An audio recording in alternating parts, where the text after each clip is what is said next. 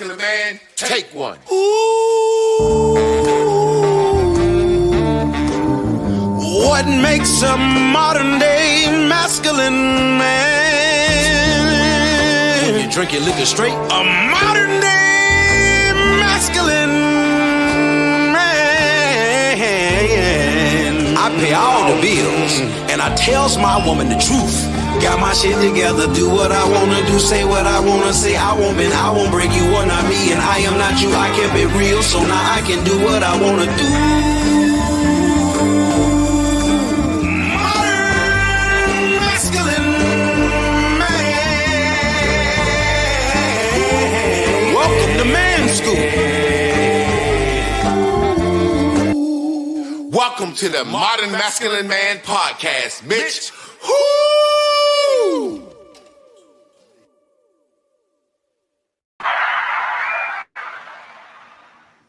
Happy day, happy day, happy day. Let's sing that shit, Trab, for the fuck of it. Oh, happy day. Oh, happy days. Oh, happy days. Oh, happy days. Oh, happy day. When the You must have came up.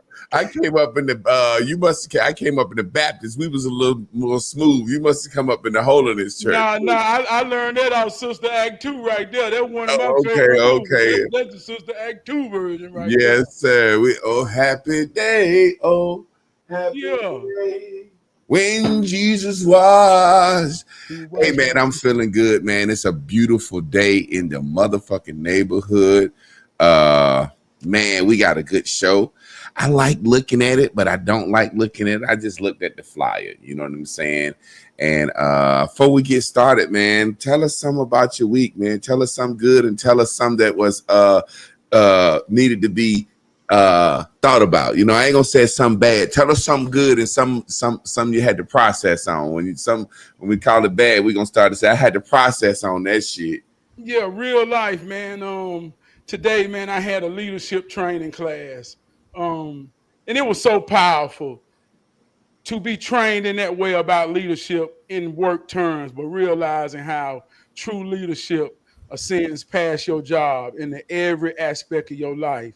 Yeah, and just to, like you say, you're never too old or too experienced to learn, and to just be in a room full of like-minded people today, man. Yeah, and I feel good, dog. Say you learn some regular shit in some white man work terms. Now, when we come in here, we're gonna corroborate and collaborate. It's funny when you see that shit. When you talk about being crafted, when you see that shit put out in regular, not regular man's terms. When you see how they teach the regular man some shit, you being a supervisor, there's things that you're privy to them saying in the back room that they wouldn't say in front of everybody else, that they wouldn't want you to say to everybody else. You know what I'm saying? So you might know when overtime coming up. You might know when a motherfucker gonna get fired. You might know when this nigga, they said he ain't working no more. We ain't letting him work no more overtime. So it's funny. Like I always call myself the spook that's set by the door. Being a teacher, you have to be a master learner. And they teach you how to brainwash people, even when you don't want to do it. You know what I'm saying? That's a part of your curriculum. And they check up and make sure you're doing it right. You know what I'm saying? So it's an amazing thing to, like you said, at work, hearing something broken down in some plain terms. I meant some work terms that you got to give to the common man, and he don't even know what's going on. Man, you know what's crazy? Like you said, the spook that's sat by the door. And this ain't nothing deep. This real life shit that we go through every day. You see hero training in the back. I went to a training course really about leadership. Mm-hmm. So I'm able to just look at the structure of my company paying big money for this, to realize this how it works, man. And also know that the truth is universal, no matter how you say it or where you say it at. Yeah. And the truth's simple. It's manhood. It's Waking up every day with a positive mindset, knowing you have the power to impact people. And you know, you could take that very same training and give it to a group of a football team. You can give it to a basketball team. You can give it to a base. You can give it to a man that's down and need to get his shit together. You know what I'm saying? So it's that universal knowledge that we know all work. It's just about how it's presented and who think they privy to that knowledge. And one of the powerful things I heard today, man, is that only 10% of people truly got leadership characteristics and qualities. So I always say, each one, reach one, teach one. If you that one, we attract ones like us, man. We attract other ones. So when you think about being the truth, and those that's watching right now in the moment on the replay, there's a quality in you and me that they see in themselves. That's why they paying us some attention. So we rare, and we got to be the ones to truly understand it, to give it across the board, brother. And I'm just proud to be in that room in real life, and then be in my passion in Facebook world, YouTube world, sharing the moment with another brother who's also a leader in real life, man. This is a powerful day for me. Let me do this real quick.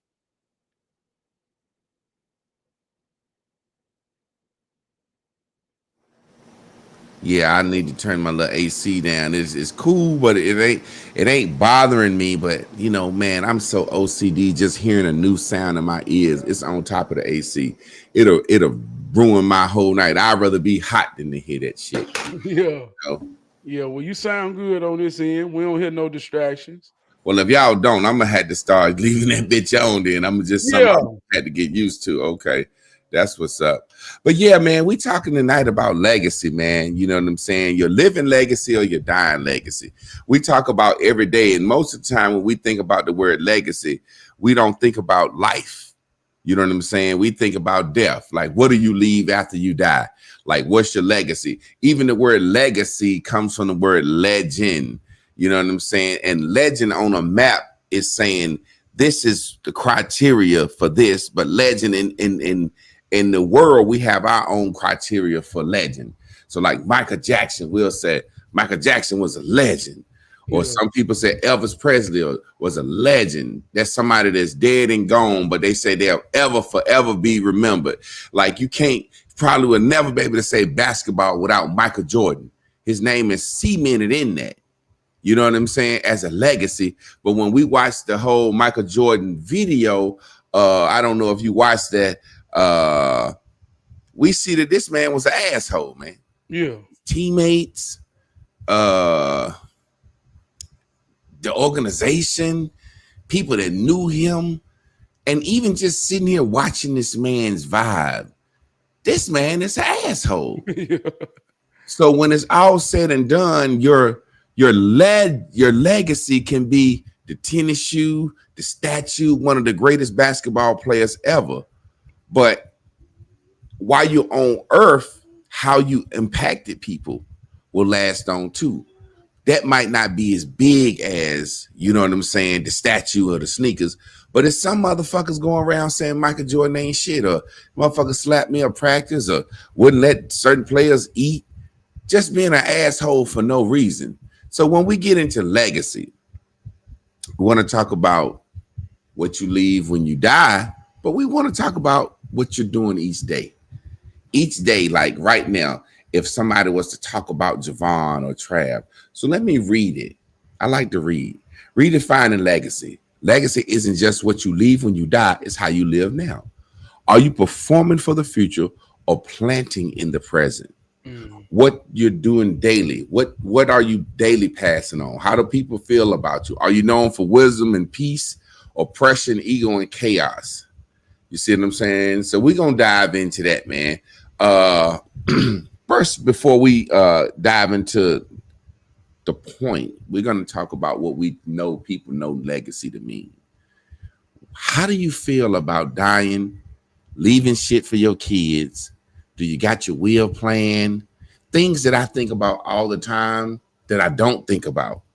You see what I'm saying? I was talking to my wife today and we was having a conversation, and just so happened she said, if one thing my mama know is when she died, how she want everything done. I know that shit planned out, and her mama done told her, if I died, the damn shit is over here. Look in that drawer, and you'll know exactly how his old folks said to put me away. Yeah.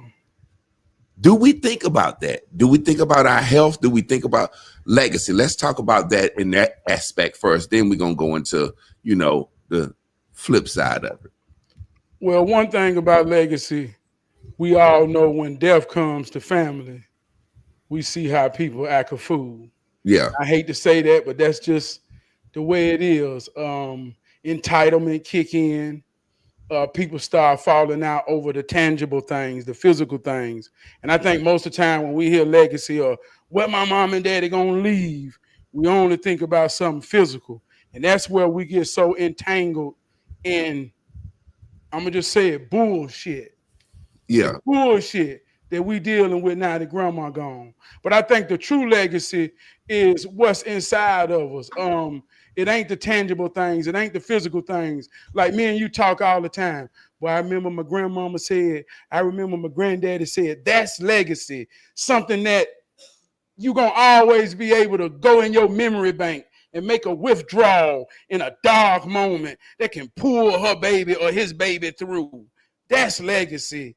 And that's the kind, if you was real enough in the moment to grab it and really receive it, that's when you start seeing at funerals, ain't nobody sad because the legacy is locked in. But until we understand it from that aspect, boy, aunts and them fall out over $400.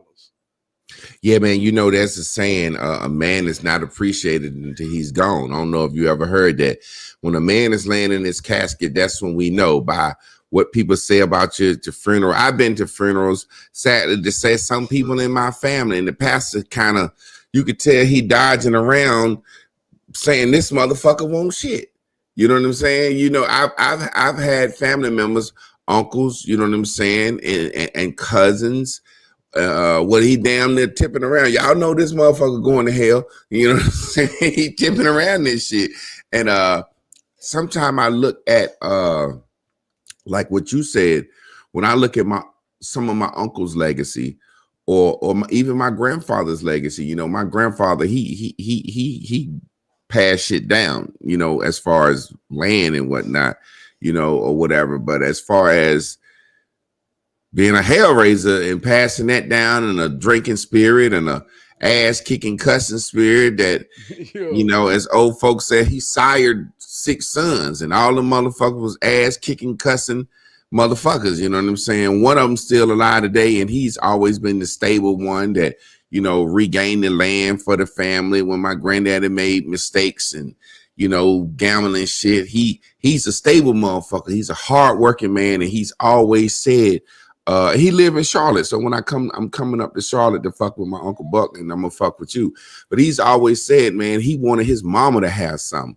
And it's funny because mama was supposed to give him some, but he always was like, man, I work so hard. I can't let my mama have nothing. And I remember talking to him and asking him, you work so hard, and, you're building your empire, and you work so hard your whole life to get this land back for our family. And, when my sister wanted to build a house, he broke her some off. I don't know if I'm telling too much family business, but shit, it's just real life. And he broke her a piece off. And I asked him, I was like, why you do that, and why you move like that? He said, man, I just want the family to have something nice. Like literally, he said, and I said, break it down. He said, man, when I come home to see my family, I don't want to be staying in no raggedy shit. You know what I'm saying? He remembered the big house that the family lived in before it burnt down, just like everybody in the family come home and, partake in the holidays and stuff, and everybody stay in this house. And now my sister's house is that house, kind of, as they say, inadvertently, and ascribe status. She's the new big mama of my family. And he set her up to do that, be in that position. So, man, I just remember, and I know I'm being long-winded, but you said something that really triggered my thoughts. I hadn't even thought about legacy, how much shit I say, grandpa, my granddaddy. You know what I'm saying? My daughter coming in here now, my granddaddy said, but I just remember being at a couple of my uncle's funerals. They died early from hard living, drinking, liver cancer, lung cancer.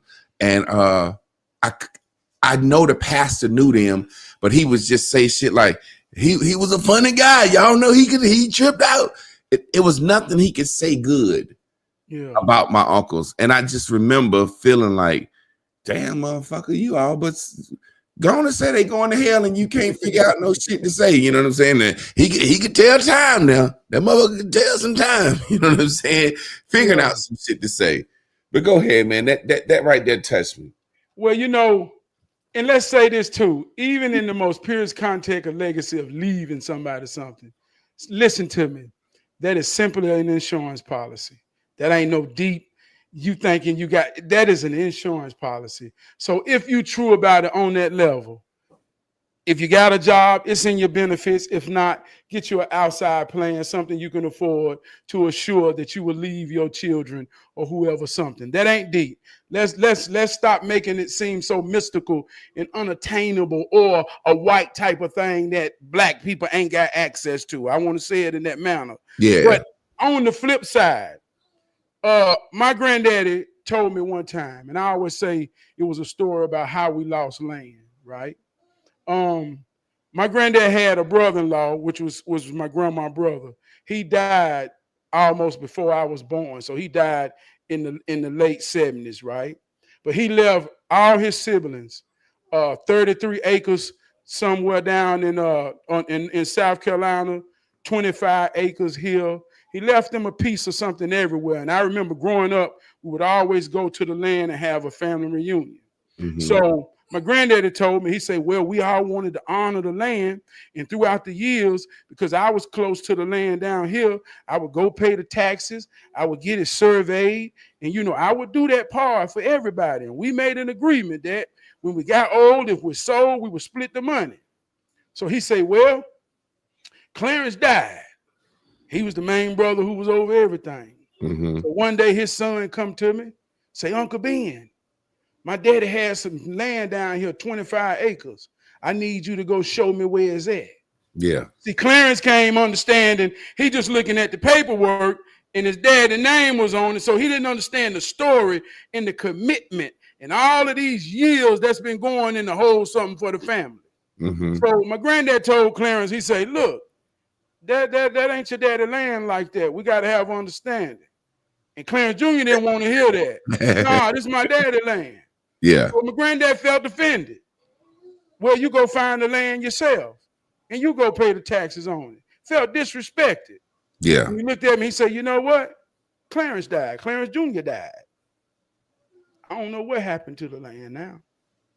So that's 33 acres over a span of 40 years that's been inherited as a legacy for a family that just vanished. Yeah. For 2 generations didn't know how to communicate. Mm-hmm. So how long will your impact last? I guess that's the question of our legacy. We can talk about what our grandmothers and grandfathers told us, and that's a direct result of the way we raise our children and our family. How long will we put that in our children to know that same game, that same legacy, or will it fade? You know, man, I was talking to one of my homeboys, and we was talking, and I hate to say this, man, and I tell a real story in real life time.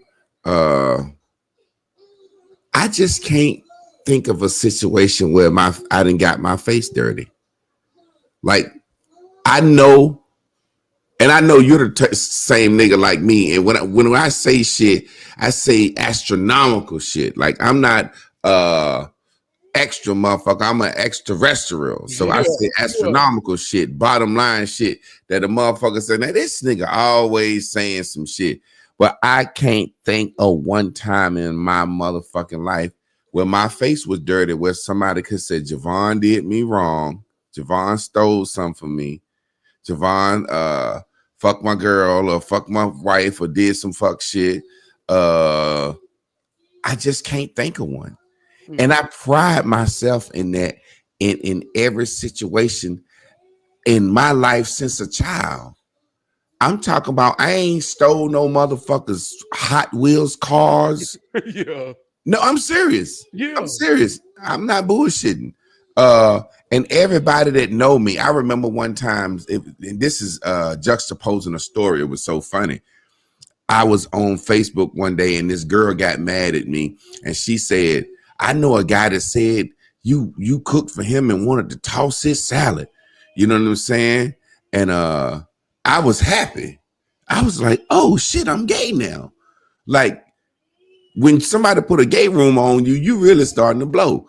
And this was like during the height of when I was like killing Facebook. I was like, I'm gay now. Shit, I got a gay rumor. So I took it and screenshotted the post and screenshotted her and said, this sister says she know a guy that I did some gay shit with.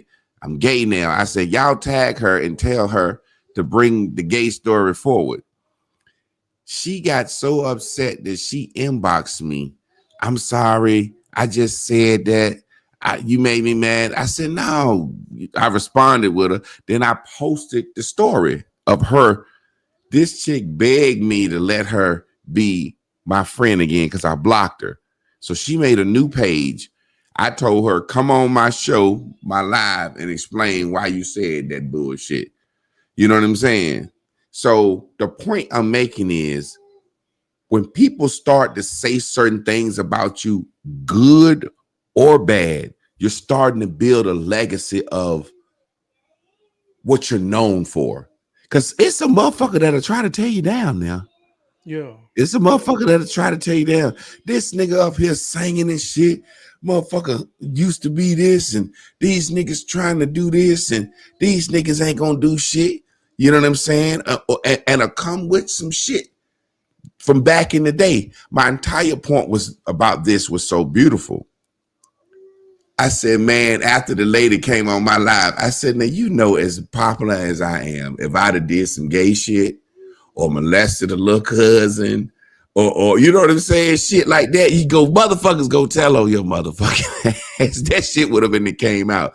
It's like Charlie Murphy said this, and I like it because he was protecting his brother's legacy. He said, look, man, Eddie Murphy is one of the most famous men. You know how Charlie Murphy talk. You know, my brother, one of the most famous men on the world. Now, I can't say what my brother did. I ain't with him every moment. He said, but if Eddie would have did some gay shit, somebody would have came out and told this shit by now. You know what I'm saying? So it's like, I can't think of nobody that can come out and say, man, that nigga fucked me over. That nigga sold me some fake detox. That nigga motherfucker took my money. Or I just can't think of nothing. And I'm happy knowing that. I really feel good knowing that. Yeah. What about you? And if it's one, if it's one, you have one. I don't know if you want to be honest or if it's too personal. I just can't think of a situation where I fucked somebody over or wish I could have a do-over or doing something that I thought was some fuck shit on my record, on my legacy. Yeah, no, I feel the same way, man. I don't stand here confident and speak to the world in the posture of a hero for nothing. I talk integrity. I stand on integrity. That's who are you when ain't nobody looking. I stand on that. So that's the characteristics of what I am. But I also want to say, like you said, legend. That's the root word of legacy, right? Yeah. When you're a legend, man, it's about the impact you make. Simply. When the impact is strong and it leaves a mark, that mark become your legacy. So how many marks you leave in the world based off your impact? So just like you use that as an example, man, you very impactful. It's people that hear your thoughts, your words, my words, our thoughts. It's people listening right now that could be impacted by this show, that when they click play or stop, man, they mind get to chewing on some things. Yeah. And swallowing something that makes them whole or help them. So that leaves a mark and an impact. So we become a part of a legacy. This video could be shared thousands of times to be a mark and a legacy. And the reality is, we're building a pyramid, one brick at a time, one show at a time, one mark at a time. So I believe it's very practical. And my point of breaking it down like that, man, I really want people to understand, ain't none of this is deep. Every day we impact somebody, man. Every day we impact someone. And if you don't think that you impact someone, then that's a self-evaluation moment. But I don't think nobody paying us attention is there. So the impact, that's legacy. You can change somebody's life just like that. Sometimes what I learned today were not even words, just the body gesture, body language, expression, a notion. That's how you build a legacy. I want to talk about the side of legacy that a lot of men don't address. Our impact and influence. Kind of difficult subject for me. Because I've tried to always mask and hide my things. I'll tell you a story of what I'm saying. Now, when I say I don't have a stain, we talking about deliberate shit with adults. You know, like in the church, they said sins of commission and omission. Some shit you committed. You know you committed that. Some shit you can sin by omitting, by not telling some shit or not revealing some shit. Long story short, I've impacted a lot of young men, and so I'll speak on my sons and their friends. You know what I'm saying? So let me tell you a quick story. I never smoke weed in front of kids. Like you're not gonna see me smoking reefer and drinking and smoking cigarettes and cussing around kids. I'm not doing that because I had a lot of that around me, and a lot of that shit when I saw certain people do it, I thought it was cool, and I know how it influenced me. I would never smoke and shit and curse around kids. I would never go over a woman's house if her kids was there. Like, you can come over, my kid's gonna be asleep, or blah, blah, blah, blah. Because I've heard women in my family having sex. You know what I'm saying? And it made me mad that some nigga over here liking my aunt. Then I hear her moaning. I kicked the motherfucker when I was a little boy. You know what I'm saying? So I've always cared about kids. However, I remember one time with my sons, I used to always light incense whenever I would smoke weed in the garage. You know what I'm saying? Where I'm at now, and it's a big finished garage, and I always tell them I'm meditating. So to throw them off, I would show them how to meditate, and they had their little incense and had their little lighter. They come home from school to do their homework, and they say, you know, they meditate and they light their little incense and they thinking they doing some grown man shit, right? So one day, when you had their little friends over, their little friends was over there, and one of them said, "What's that smell?"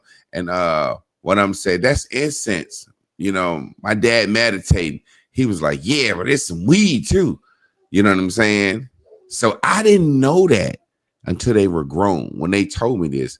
And I was talking to them about not smoking weed and shit. They was like, "Oh yeah, we knew you smoked weed when we was like 11 years old when such and such said the incense." You know, just explain it to them. Yeah, the incense cover the weed up, blah, blah, blah, blah, blah.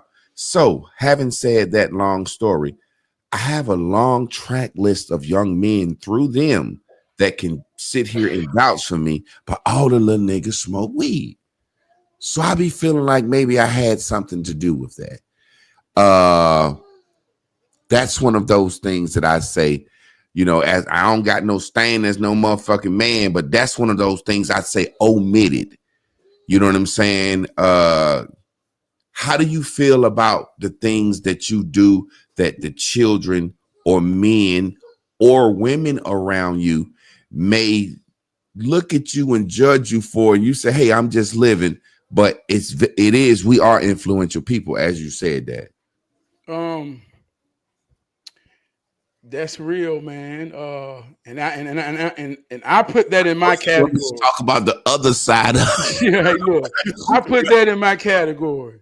Ain't nobody above the bullshit. Yeah. In certain aspects of that, I stand accountable for all the things that come with that. You know, I can empty out my pockets in certain aspects of habits I got that my children may be exposed to, right? Mm-hmm. I fully accept responsibility of who I am.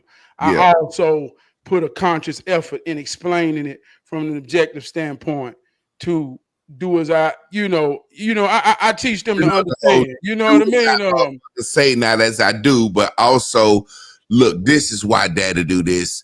this is the negative effects. That's what you're saying. Yeah. I'm very open with my children in certain aspects, but at the same time, I was exposed to a lot Yeah. as a child in the same way, with a balance, or maybe not a balance, but for me, it turned into a positive feel and grounding thing for me. Like you said, I experienced certain things with my exposure that made me want to be better. So in my own mind, if it's crazy or if it's meant to be understood or not, I'm being a better version of it in my own way. And um, hey, I got peace in my house right now at this moment. So I So say that with gratitude and gratefulness. let me interpret that for the people that may not understand or the people that may be new to the show. Are you saying that you've seen things growing up as a child that your father may have did that inspired you to be better and not try this shit, and that's why you feel a certain way in how you rock with your kids on it? Yeah, and not better or worse, but some of the same things, or I have some of the same habits that I did see, but I do it in my own better way and version. And I explain it to my children in a Yeah. way that it wasn't explained to me, for them to know who they is and understand influence. Like I show them my weaknesses. I show them where I want them to be strong and the results of the decisions I make. But as a man, I practice accountability in every aspect of my life. And that's more important than what they see more than anything. Let me hit you with a side angle, jokingly. We as men have our own way. This is a side angle, but it really involves legacy. Because and I'm going to use a real crude example, but we as men have a way of justifying in our minds our actions that we have absolutely no control of. You see what I'm saying? Yeah. Because I've done it. Now, let me use an example jokingly. It's like when we was younger, before we were married, when we ever decided to hit some raw, whatever justification that we created in our mind. She works out every day. She's probably healthy. She ain't gonna work out every day and care about her body and life that much and be letting everybody else hit her raw. I'm just special. She gonna let me hit her raw, or she's a fat, ugly girl. She probably ain't having to. Whatever reasons that we would justify doing something that we don't know the outcome of. And I know in my dealings with my legacy, I guess that's how I've looked at it. Yeah. In my own way, I've justified certain things and how it could appear and say, well, hopefully this. I'll give you a perfect example. This is a perfect example. Golden Corral just was tore down and reopened in Durham today. I mean, yesterday was, and I love Golden Corral. And today I took my wife. I'm in there and I'm chilling. I see a kid that I used to work with at a group home. Motherfucker look older than me. You know what I'm saying? So head ball, got on a work uniform. I said, this motherfucker working hard, and I'm proud because I said this motherfucker, one of them niggas I thought was gonna get killed early or go to jail, like just being real. And I would tell him, boy, if you don't change your shit, you know what time it is. So when he walked by, I threw the peace sign up at him. He walked over and I'm sitting down with my wife and my daughter and I go to shake his. He talk about, man, stand up, Clark. You got to stand up, man. Give me a hug. You know what I'm saying? And it's a real moment. You know what I'm saying? And as I hug him, you know what I'm saying? He like, look at my wife. He was like, yo, your husband. She like, I remember you. He was like, for real? She was like, yeah, you come by. I used to bring him by the house, let him cut the grass, do stuff in the garage, take him to church. They like my family. And he was like, yeah, I got 6 kids now, man. And then he like, I know, Clark, you done waited till you got this certain age to have a child, blah, blah, blah. So we having a grown man conversation. So he telling the guy he with, like, this guy right here, man, he helped me do this. He did this, and everything was so da. And then he was like, but man, he used to be hitting that tree, man, and he got me on that tree. I said, boy, stop lying. I ain't get you on no damn tree. He was like, Hawk, you used to come to work. I can tell you was blowed, man, but you was a good dude, so I ain't look at it like that. Da, da, da, da. And it's literally like in my mind, I'm saying all that. I got my axe spray. I got my Visine before I go in there. We hoop everything. I don't look like no lazy motherfucker, but he like, of all the things he said, he attributed to that like, yo, yeah, he's always smoked that tree. You know what I'm saying?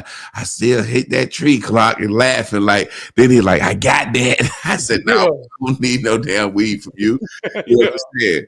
But it's like in my mind, I had made up my version of why I know these boys is gonna love me, and I'm putting some good in them. And like I said, that's something I'm harping on because I was looking for something, but it's not looking for something. It's just something I've always felt. And after I had said that about me, you know, my face is stainless. My ego inner people don't realize your ego ain't always to hype you up. Your ego will pull your ass down too. My ego was like, yeah, you stainless, but you didn't goddamn misled some kids, nigga. So tell me what you do. You know, like when you said justifying it in your mind, and that's why I started off. I say this one of them ain't nobody above the bullshit. Yeah, I know. But the bullshit will make you better if you're real enough to deal with it. And that's simply saying everybody got a thing, man. I don't understand. Hey, look, regardless of what it is, yours could be Michael Jordan's, yours could be anything, but everybody got a thing where it kind of pulled on their discipline string. And you kind of know you don't need to do it, but it's some type of dopamine that make you feel good. And don't focus on the thing, focus on the principles of it. So whatever that is, we'll justify it. And that's just how we deal with bullshit. But I ain't shame of mine. That's the point. I ain't shame of mine. I may could be judged for mine, but I'm not ashamed for mine. And I stand on my square. And ain't nobody got to understand that but me and my wife, regardless of what that is. So I guess it's kind of,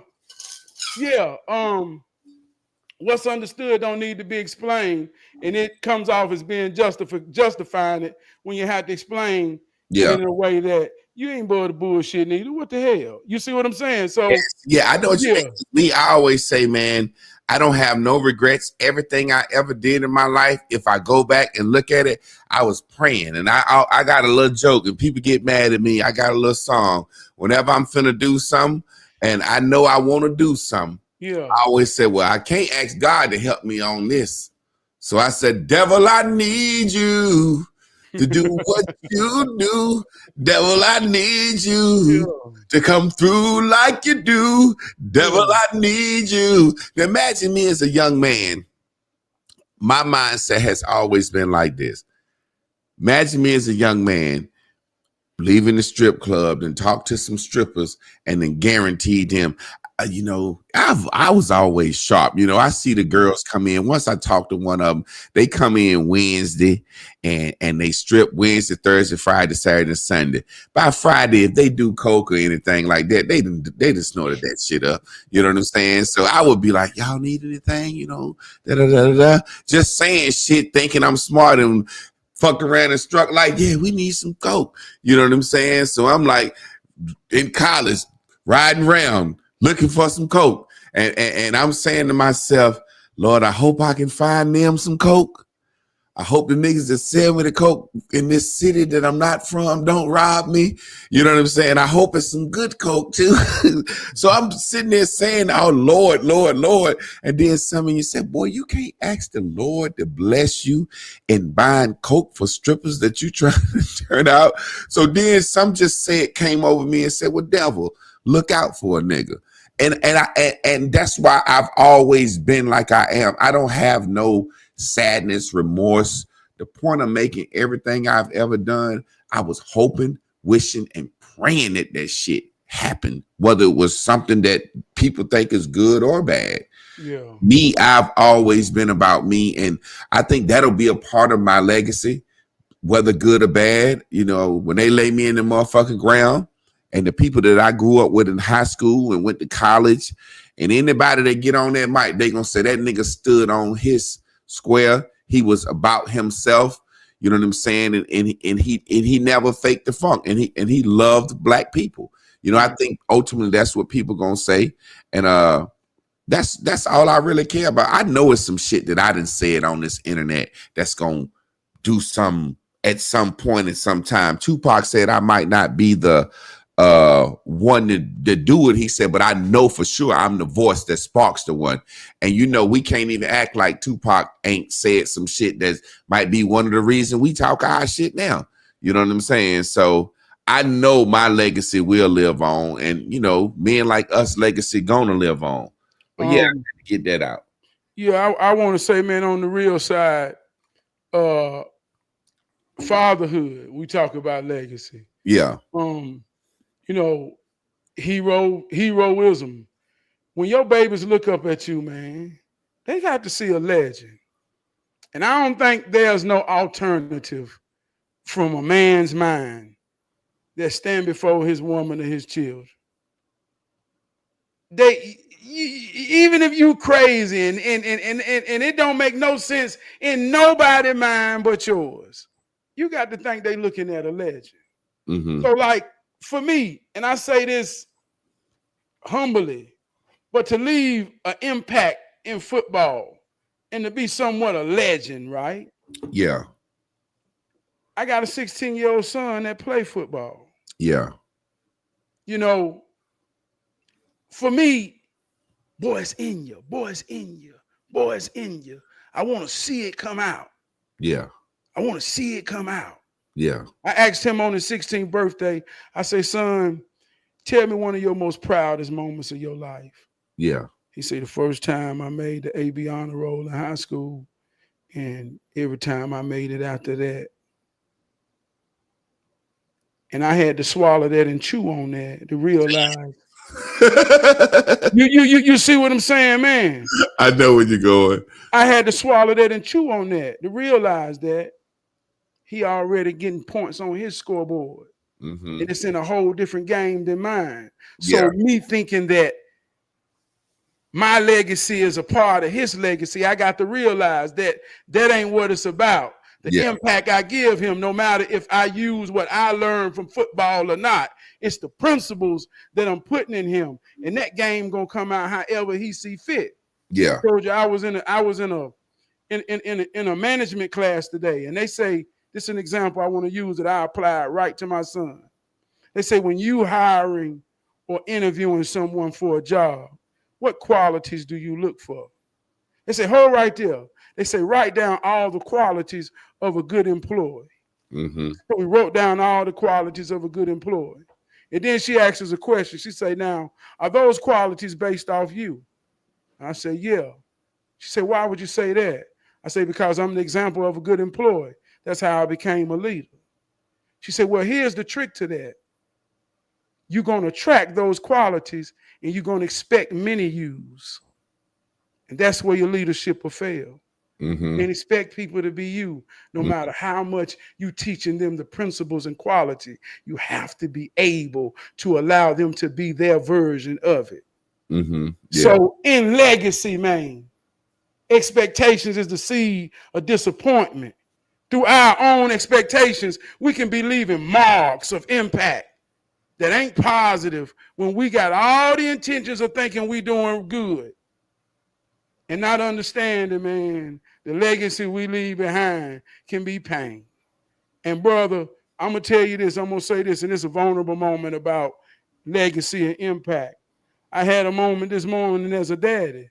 I had to stand in that mirror and realize that who am I to get caught up in what I think my son should be when he can got a whole list of all the things he ain't in a negative way. And the whole things are all he is in the positive way. Here I am trying to be better than my daddy, but creating a relationship in the same goddamn space. Boy, I got to change the legacy. You know, it's funny because, you know, saying vulnerable moments, you know, I always try to be honest, and we talk about legacy. You know, it's funny because I've always wanted a daughter instead of a son.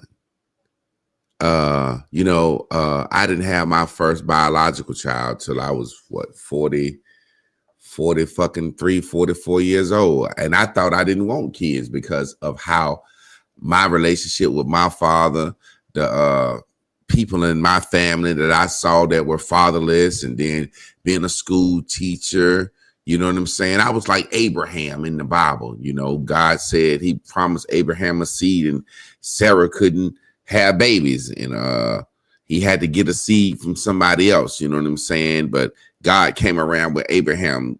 Long story short, I always wanted a daughter because I've always had goddaughters, and my little cousin, when little girls used to lay on my chest and look down at you and lift their head up and their head, that's the most loving I've ever felt. And I got two goddaughters, and one of them, me and her real close. You know what I'm saying? And I've always wanted goddaughters. I mean, a daughter. And I said, why don't I want a son? I would always ask myself that. And I knew deep down I would put too much of trying to make him like me or better than me, trying to strategically raise this boy. And then when I had my daughter, she had special needs. So then I got to thinking about her future. Is she going to be fully functionable to where she can get married and have kids? All that shit. Then you think about, you don't want to think negative and say, well, maybe I need to have another kid just in case she's not fully functionable. You know what I'm saying? Because you don't want to be thinking that, because that'll make you not give your all into raising her. Yeah. You see what I'm saying? So just like I said, a vulnerable, transparent moment. And so I definitely understand where you're coming from, saying that, man, my son is in more than academics, and he got a lot of things that he's proud of himself. And here I am as a man wanting him to be a footballer. You know what I'm saying? And look, and let me tell you something about impact and legacy. Yeah. We talked 2 weeks ago about you being a star in football, and you telling me, man, I hate that game now. I look at what that game did to me. You told me an impactful story months ago, maybe a year ago, about a play that changed your life on that field, being dominant. So you're shaping my legacy. I'm developing. One of the things I tell my son, man, is this. I got a 16-year-old son. It's two things that's truth that I want him to understand. He ain't never, this is his first time being a teenager. And this is my first time being a teenager's daddy. Yeah. We in the game, son. You're the hero I'm training. I don't care how many times you got to come to this corner. I don't care how many times we get frustrated. Man, we in this here game. And son, I believe in you the best I can. I'm behind you. And I don't know nothing else to do but to encourage you. But my wife told me today, she said, well, he just like us. We ain't listen. They gonna get it. You just don't stop giving it. But while you're in the game, oh, man, it get hard. But that's what make a legend. Yeah. Game after game, situation after situation. And you look back. That's when the highlight reel become the legacy. So a master teacher who's teaching against challenges. Yeah. That's simply divine. Yeah. This is your movie. This is you and your family's story.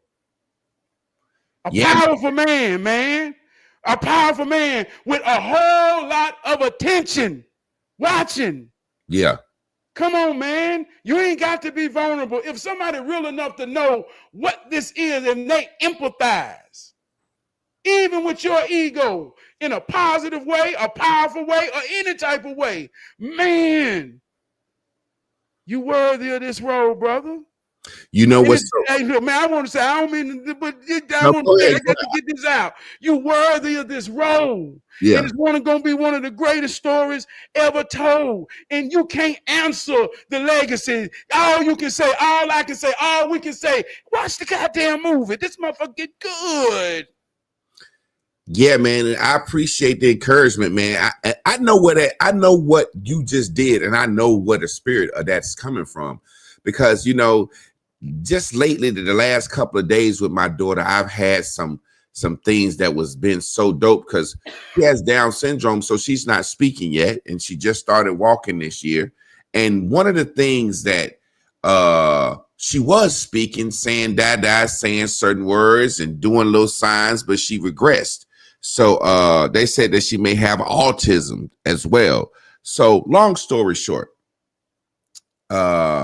when you're trying to communicate, and like you said, over and over, come to this corner over and over with your son, trying to communicate certain things to a child with special needs, and you don't know if they're receiving it, you know what I'm saying? So it can get frustrating. But being a master teacher, I got a friend that used to always say, we real close, and he would always say, before she was born, before he even knows she had Down syndrome, he used to always say, hey man, you know your child gonna change the world. You know your child gonna change the world. You know your child gonna change the world. And it's funny, I might get a little emotional telling this story. Come on with it, man. When he would put that blessing and speak that over my child. Now this is a moment me and him had. And this is more about a man being vulnerable about me and his moment. You see where my eyes water up about me and him, not about my daughter. He said he would put that blessing over her so much. And when she was born, he was here, went through the whole thing. And he was like, man, I'm gonna be her goddaddy. I said, I'm gonna hold you to that. You know, and then when she was born with special needs, now this is a conversation we had few months ago when she first started walking, and he just started crying, and we having a moment, we smoking, chilling, and he said, man, I always was scared of children with special needs and couldn't be around them. He was like, I don't know why, whether I felt too sorry for them or felt grossed out by them. He said, whatever it is, I was scared of children with special needs. He said, and when I spoke that she was going to change the world, he didn't know she was a girl at the time. He said, I just felt that, and I felt I was supposed to be her goddaughter. He said, when she was born with special needs, he said, I was scared of her. He said, but she was so pretty and so precious. He said, man, it got him over that. It got him over that. Point being, yesterday, she was drinking her cup. I said, put your cup back on the dresser. She put it back on the dresser. I looked at Chris. I said, whoa. It was one of those moments. Then I said, go get your shoe. She went and got her shoe. I looked at Chris. I was like, now, this some shit that's happened yesterday that ain't never happened. Like her showed us. I get what you're saying. I get what you're saying. So I've been trying to teach her how to turn the fucking light on the couch since she was a little girl. You know what I'm saying? You know, it's a switch. You know, I got lights in my house that you can adjust, like slide them up and down, and it can get brighter or darker. So I've been trying to teach her this shit forever. Today, she was on the couch. Me and Chris was in the living room, and all of a sudden, we just saw the lights blinking. And we look at each other, and we both just was like, I was like, Crystal, good job, turn the light off. And she turned the light off. Having said all that to say, I know there's no way I could have called myself the master teacher this long ago, because I got a task. And the task that I have is to show, like my homeboy says, she gonna change the world. So I don't know what it is that she gonna learn or what she gonna prove or how the story gonna go. But I will say this. In light of being this 6'5", handsome, strong man who has always overachieved at everything, and then having a special needs daughter, I'm thinking I'm gonna have a 6'7" boy. I'm finna have a buck. You see what I'm saying? I'm finna have a 6'7" buck boy. But I always wanted a daughter, and I had her. So I said all that to say what you said about legacy.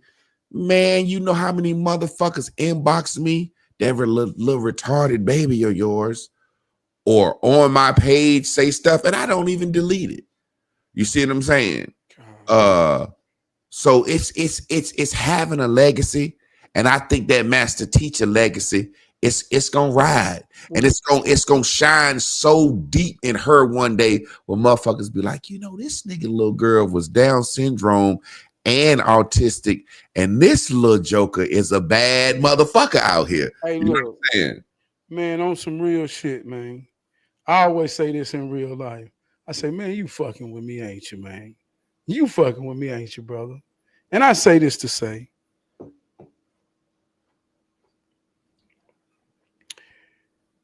you was doing bells and bubbles one morning, right? How long it's been since you was doing bells and bubbles? The last time I did it, she probably was about 1 or 2. Yeah, Okay, two and a half, maybe 3 years ago. okay. Well, I want to say, and I don't think she was. I don't even think she was born yet, dog. This how real this is. This how real the moment is. This two brothers talking. This ain't for no show. And I want to say that disclaimer. This ain't no motherfucking bullshit. This on real shit. Yeah. I remember one morning I was in the shower, brother, going through my motion one morning, and I had bells and bubbles playing, and I'm in there and it's playing like I say, and I hear myself, and I'm thinking my phone fucked up. So I'm like, God damn, he finna talk about something else. And you was playing my video. I said, God damn, he playing my video. And it was about a video I did about telepathy is real. Mm-hmm. And I talked about it as a father, this real life shit. I talked about it as a father, man, who had 2 infants who couldn't talk, staring in their eyes, asking myself in my soul, how can these babies tell me everything they telling me? I mean, they would sit there and look at me, and I knew when they say, Daddy, I'm hungry, Daddy, my diaper wet, Daddy, I want you to lay down, let me put my head on your chest, and I want you to pat my butt to the illest beat you can make, Daddy, on my butt so I can go to sleep. That's crazy. I remember that. Man, they told me all that. And I talked about a story about a man. You played this. It's the first video you ever shared of mine. Yeah. This is an honorable impact on me in my life, in my movement, in my message. I said, that's my brother. But I talked about a man named Reese who couldn't talk. And I sat there with that man every day after he cut my yard for an hour and just let him talk. I ain't understand nothing he said, but I cared enough to try to at least simulate his body motions to let him know, man, I hear your soul, Reese. So I said all that to say that impacted you way back then. Yeah.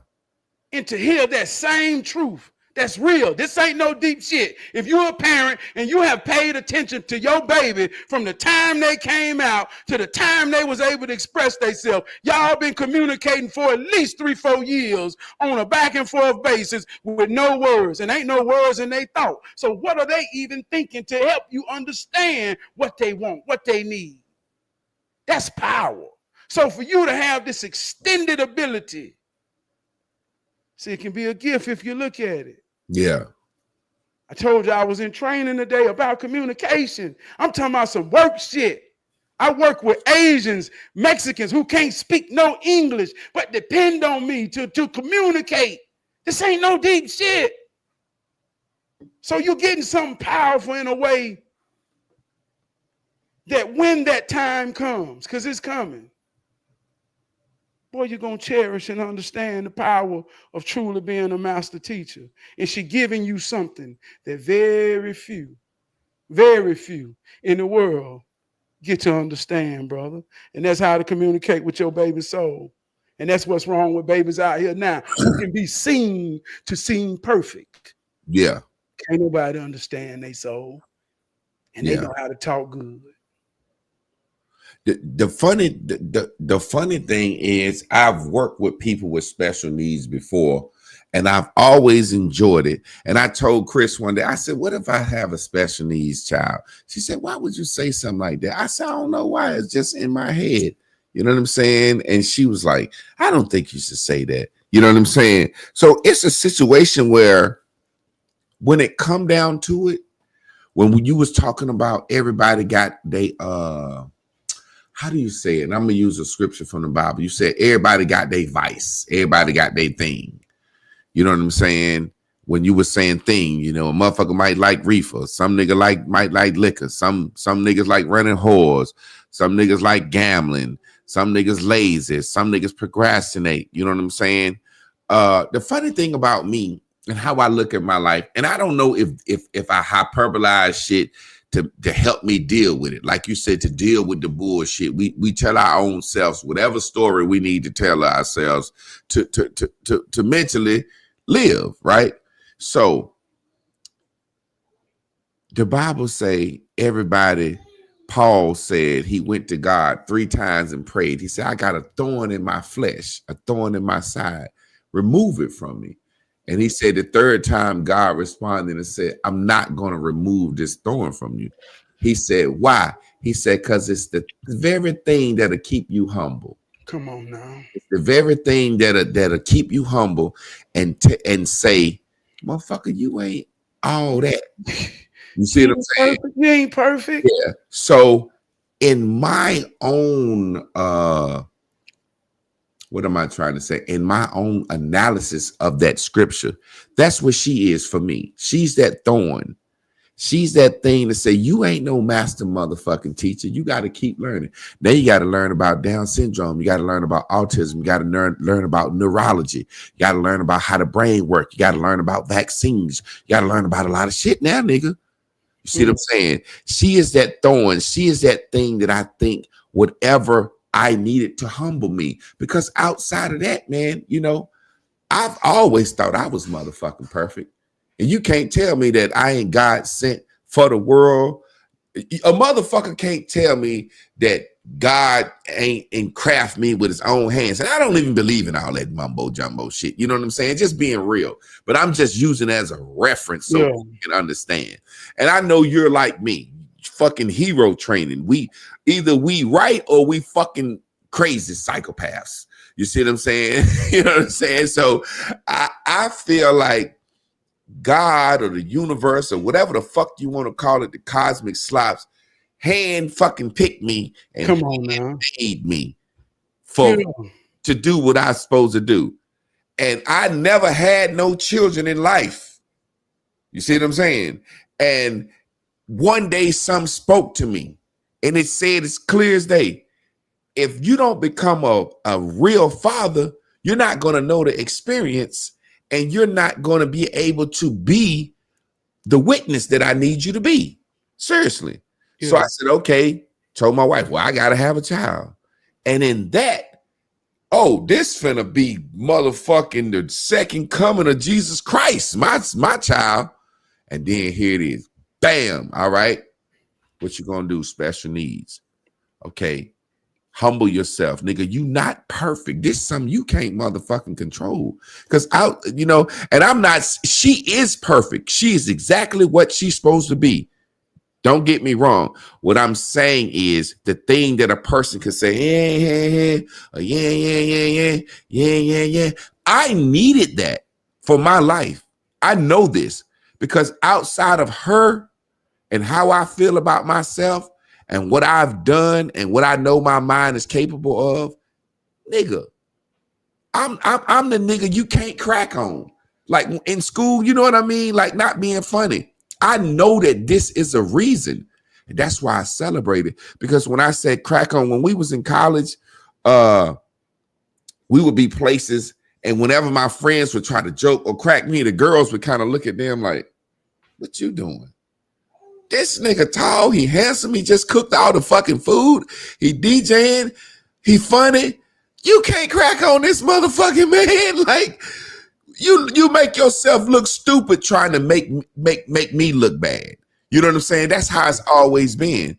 So when I said ego, arrogant, cocky, arrogant motherfucker, that's who I am. And I'm still like that, even with her, because I feel like now I got to show motherfuckers I am really the master teacher. You see, everything, like they say, what's the saying, works out how it's supposed to be. You know, you gave a list about all the things you had to learn. And I heard my daughter say that after you got through. My daughter said, do what my daughter say, and do, and did. Mm-hmm. Learned all that, didn't you? or learning all of that, ain't you? And Mm-mm. finna be bad with it, right? Yeah, Well, yeah. and do and did. Whole new mission. A whole new. Hey, look, Yeah. you're finna be a whole neurologist. You see what I'm saying? Mm-hmm. But when you talking about a legend and his legacy, right? You one of the ones, dog. And in your mind, in my mind, in others like us, humble ain't a good thing. Mm-mm. And I tell any young man, don't you ever wake up and think or feel you got to put yourself in a box of being less important for anybody, anywhere. Understand me. I want to get riled up when I say this. My daddy was told that for protection. Yeah.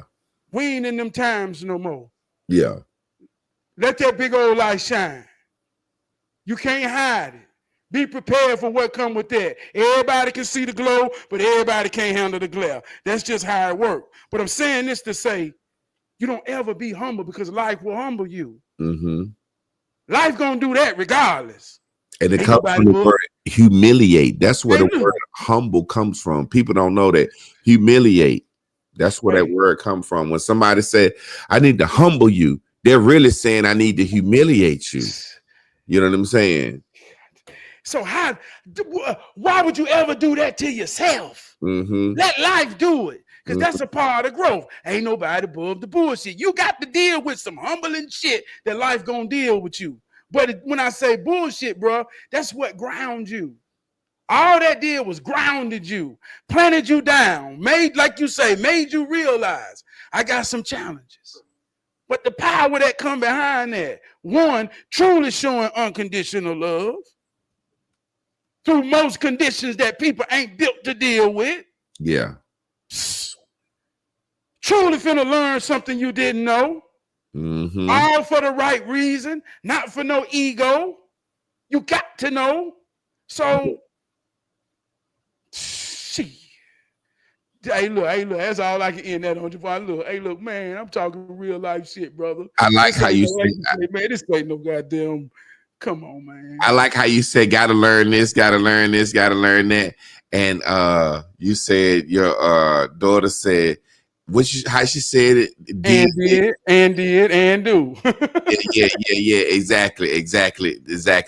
That's neat. You know, it's funny because I say all the time, side note, most of these dope ass sayings come from children and then the gays take them over. I hate to say it like that. Now look, you say your daughter said and did. The child of mine of a child, that's something I would take over, but don't it sound like something a little girl would say? Yeah. Well, I imagine her saying it. Well, I was imagining her saying it when you said that. What she'll say. Yeah. What I'm making is it's just like somebody saying have several seats. Yeah. You know, it don't sound like nothing a man would say. You know what I'm saying? That's just a side note. Yeah. You know what I'm saying? Man, Trav, we didn't had such a good conversation, man. Let me scroll down the list, man. I've been, and this is the thing. I don't like to say I've been vulnerable because I just told the truth. I was talking to a sister today, you know what I'm saying? Doing my one-on-one, and I actually made a video, and she got a little upset and called me. She said, "Don't be making no videos about our one-on-ones." I said, "I ain't say your name. You know I ain't say your name. Don't nobody know you." I said, "I use that as a discussion piece." But the point was, she said she have a hard time being vulnerable. She have a hard time letting her walls down. She has a hard time opening up, right? I said, well, according to you, you kind of promiscuous. I said, so what's more vulnerable than a woman bending over, let a man look at you and your inner parts from the back with the light on and hump you? You can have tissue crumbs in your butt. You know what I'm saying? I couldn't imagine a woman saying, let me see what your undermeat look like, your balls. And like, that's probably darker. I don't want you to see my taint meat, baby. You know, so when we say we don't want to be vulnerable, we really just saying we don't want to communicate things that are hard to discuss. Because having that discussion tonight was therapy for me, because that's something I needed to say. I didn't know I needed to voice out how I feel about being a master teacher and being arrogant and a humbling experience. And now I'm a neurologist. I didn't know how deeply proud I was of the last 2 days of what she did. So that's what something I needed to say and get out, which makes me feel so much better. And a lot of people know me for the Mexican house video, which is a video of me telling the truth about how I feel watching these Mexicans flip this house in one day. So I think my superpower is my ability to make stuff plain, and my ability, it's like Christ. Christ is the light. You said something so dope. You said everybody can see the light, but everybody can't take the glare. That's some dope shit. And we're Christ, and we're lights, and we're the guide. But sometimes people get upset. Sometimes people don't understand the sacrifice. I feel like I die for people. I get up on that cross and I tell my truth and I show my vulnerability and I communicate well and I die for people. And some people are going to say, you know, if he can do it, if God or the universe made this big, tall, handsome, intelligent man, a man that could sit down and humble himself, using that word, you know, because that's what people, you know, like, you know what I'm saying? If I could sit down and expose the truth and my weaknesses, anybody else should be able to. It's like I grew up liking Muhammad Ali, and I always felt like, man, this guy's the heavyweight champion of the world, and he could sit down and show his weaknesses. You know what I'm saying? And like with hero training, ain't no motherfucker calling himself a hero when he training heroes. You can have on a polo shirt. You got a logo, a hat with a logo on it, a shirt with a logo on it. You know what I'm saying? So like minds attract. But even in saying that, it's like I said, a lack of a better word, humbling to even share your platform. You know what I'm saying? Because you got people say, hey, man, that nigga Trav, he did so, man, y'all going to the moon, or man, you done linked up with the right person now. I'm like, motherfucker, I was a man before Trav. What you talking about? Like, y'all, Trav gonna make your show go to the moon. You know what I'm saying? Yeah. So it's and even having my wife up here on Mondays, and then with Carla, you know what I'm saying? So man, it's a beautiful thing just to be vulnerable, and I don't even call it vulnerable. It's like people act like you telling the truth about a situation. It ain't that deep. Like you just motherfucking, you get what I'm saying? Like yeah. Well, you know, let me say this too, man. I don't come on here for no other reason to be genuine for an hour and some time with my brother. What comes out of that? What comes out of that? I ain't on here trying to be. Yeah. I ain't no podcast nigga. I ain't no nigga trying to act like this. Man, I got a family. I got land. I got everything that a man got can be in place to complete him. I'm in position to maintain and hold some shit together. Yeah. And that ain't lightly, brother. That's carrying a mighty load in 2025. So I don't give a damn about what you think it got to look like. I respect any man who got all the pieces of the puzzle and trying his best to hold them together, man. So we come on here as that, hoping to leave a mark on somebody that can impact them to help them fight their fight. I don't know what nobody else come on here and talk for, but that's what I come on here for. And I know that's what we do. Man, it's a beautiful thing because the more you learn these apps, I just want to say something real quick. I didn't realize I can look. Last night it was beautiful because I think we got up to like 22 people and we had 22 likes. I thought that was so dope.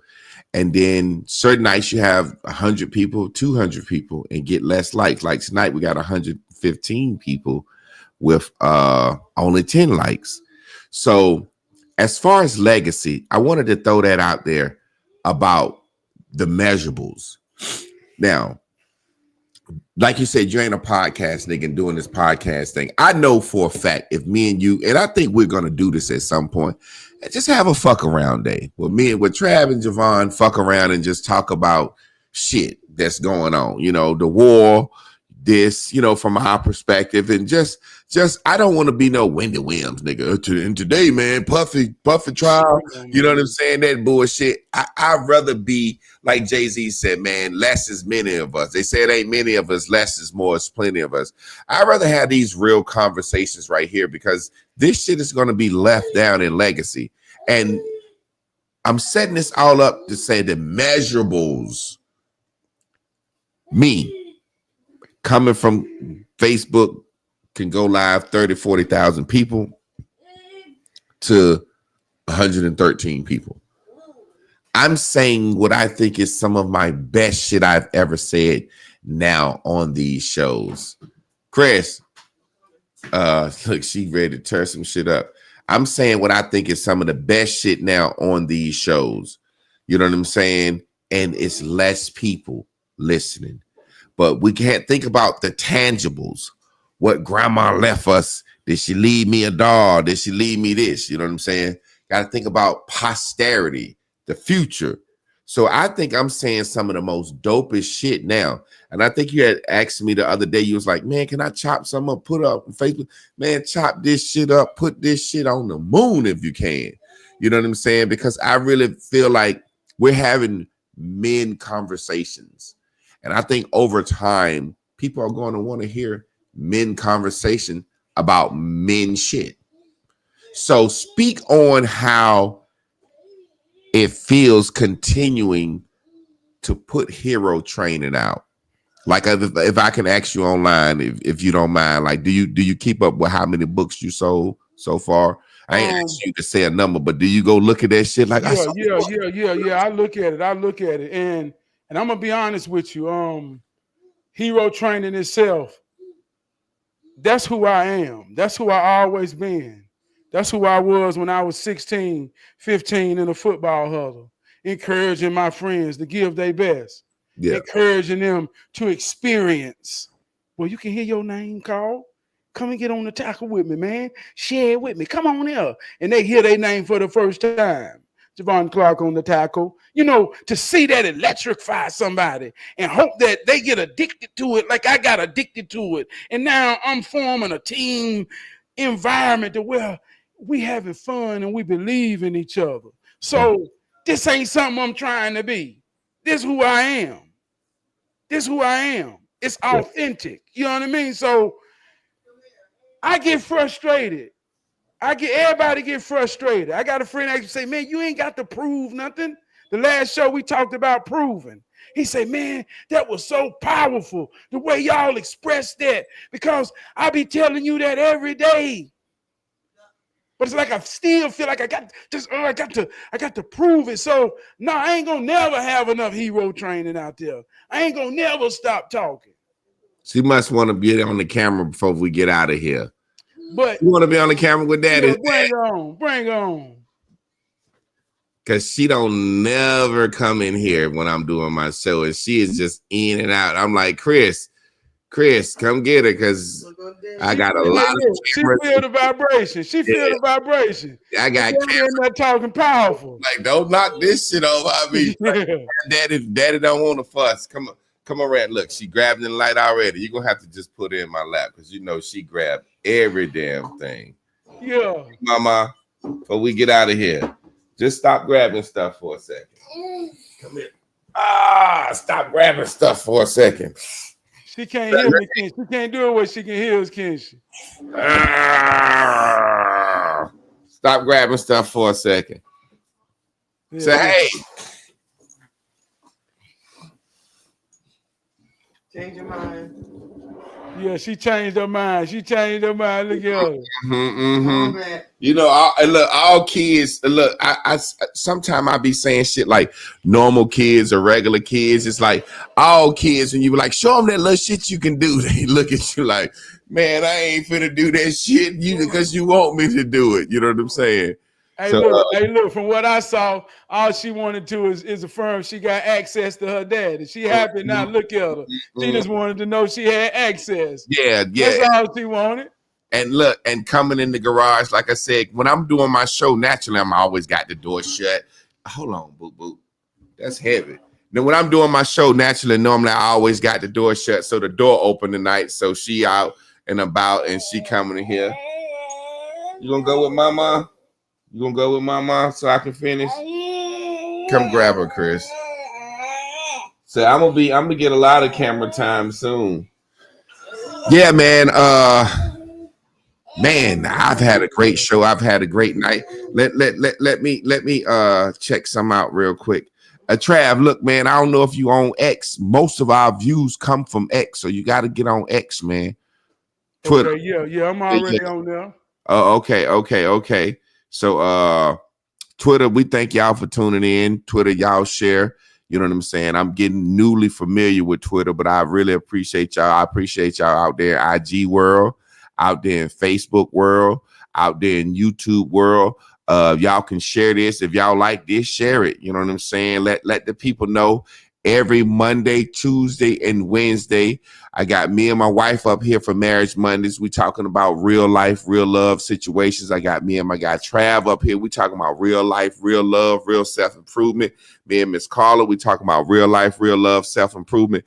And really, you know, all of us have our own thing. My wife's mission is the total woman, you know, journey to a total woman. Carla's a life coach, self-improvement. I'm Bears and Bubbles, Travis, hero training. So it's kind of like I got me a group of superheroes that care about the same thing. And everybody got their own pedagogy of how they teaching it. And that's what I like. You know what I'm saying? I love the whole hero training. I love the idea behind it. I love Miss Carla. I love what my wife is doing.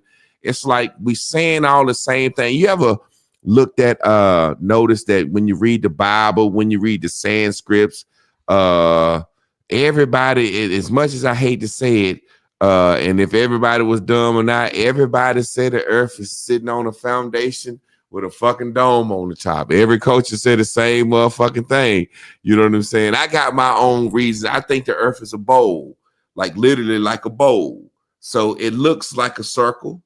You know what I'm saying? It looks flat too. If you look down in a bowl from the top, from a top view, that should have looked like a circle, and it'll look flat too. So it'll have the curved edges. But you know, the point I'm making is like every culture got its creation story, and it's kind of like hero training, Bears and Bubbles, Carla's coaching, my wife's journey to the total woman. It's all the same. And we just trying to put this thing out here and help save the world one mind at a time. Trav, take us out, man.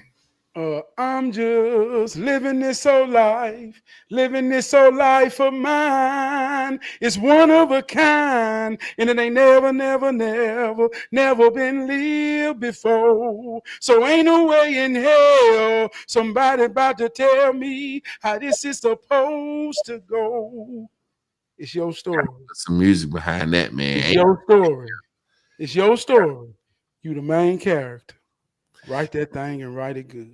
And to piggyback off what he said before we get out of here, Jimi Hendrix said some shit that's the illest shit ever, like he said in his song. Man, that song is ill. You living this life one time as you ain't never lived before, so how somebody gonna tell you how that shit's supposed to go? So it's like Jimi Hendrix said, can't nobody step in that casket and die for me.